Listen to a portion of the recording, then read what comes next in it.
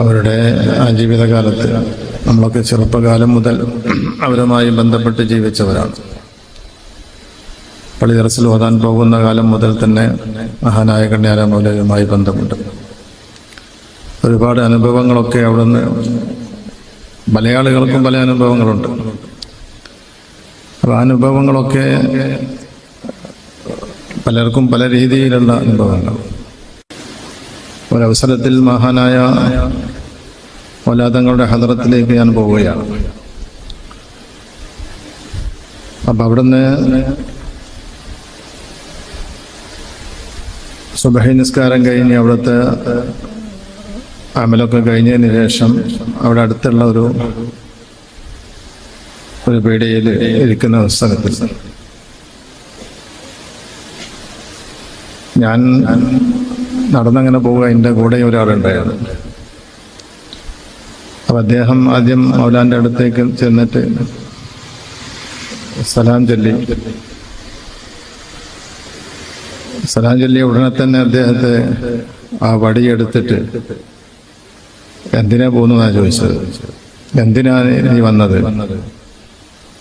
എന്ന് പറഞ്ഞിട്ട് ആ വടിയെടുത്ത് ഓങ്ങി ഓടാന്ന് പറഞ്ഞാട്ടി.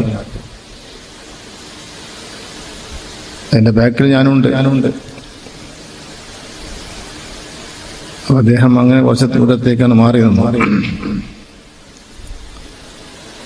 അപ്പൊ ഞാനടുത്തേക്ക് ഞാൻ സലാം ചൊല്ലി സലാം മടക്കി. അപ്പൊ എന്നോട് പറഞ്ഞത്,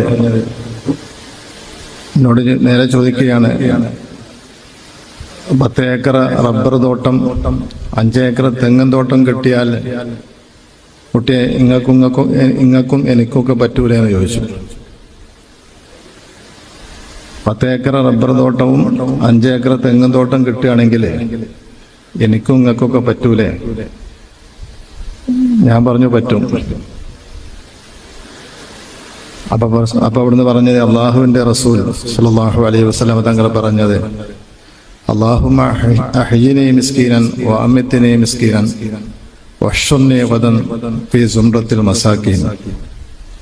അള്ളാഹുവേ, നീ എന്നെ മിസ്കീനായി ജീവിപ്പിക്കണം, മിസ്കീനായി മരിപ്പിക്കണം, മിസ്കീന്മാരോട് കൂടെ നാളെ മഷയിൽ ഒരുമിച്ച് കൂട്ടണം എന്നാണ് പറഞ്ഞിട്ടുള്ളത് എന്ന് അവിടുത്തെ ദുആ പറഞ്ഞു. എന്നിട്ട് എനിക്കൊരു ചായയൊക്കെ വാങ്ങിത്തന്ന് അവിടുന്ന് ഞാൻ കാര്യങ്ങളൊക്കെ പറഞ്ഞ് സലാം ചൊല്ലി കൈ ചുംബിച്ച് പോന്നു. അപ്പൊ ഇവിടെ അദ്ദേഹം കൂടെ വന്ന അദ്ദേഹം, ആട്ടപ്പെട്ട അദ്ദേഹം അവിടെ നിൽക്കുന്നുണ്ട്. അപ്പൊ അയാള് എൻ്റെ കൂടെ ഇങ്ങനെ പോന്നു.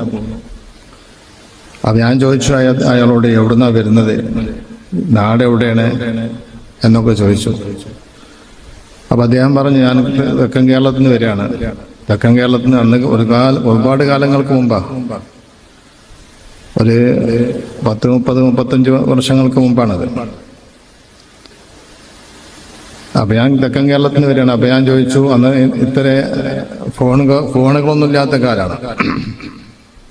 അപ്പൊ ഞാൻ ചോദിച്ചു, എങ്ങനെയാണ് മൗലാനെ പറ്റി അറിഞ്ഞത്?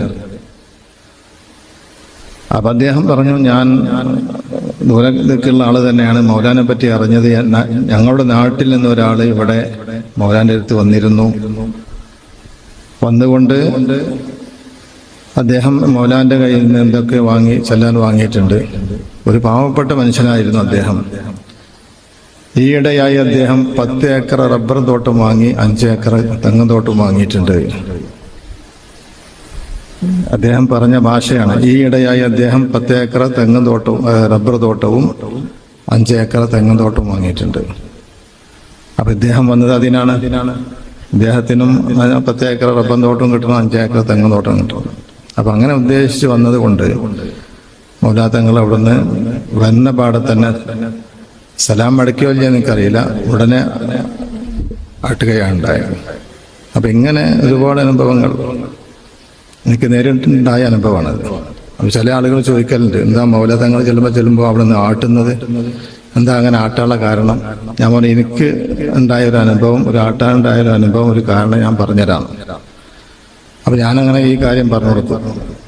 അപ്പൊ അയാൾ ശരി വെച്ചു. അങ്ങനെ പല ആളുകൾക്കും പല നിലക്കും ചിലരാട്ടിയാൽ ചിലർക്ക് എന്താവും, അടി കിട്ടിയാൽ ചിലപ്പോൾ നന്നാവും, അവന്റെ മേത്ത് എന്തെങ്കിലും ഷെയ്ത്താൻ ഉണ്ടാവും, ആ ഷെയ്ത്താൻ പോകാനായിരിക്കും, എന്തായാലും. അപ്പൊ അങ്ങനെ മഹാന്മാരായ നമ്മുടെ മശായിഖന്മാർ എല്ലാം തികഞ്ഞവരാണ്. അല്ലാഹു സുബ്ഹാനഹു വ തആല അവരുടെ മദദും ഹിമായത്തും നമുക്കൊക്കെ നൽകി അനുഗ്രഹിക്കട്ടെ. നമ്മുടെ സ്ഥാപനത്തെ അല്ലാഹു തആല ഉന്നതിയിലേക്ക് ഉയർത്തട്ടെ.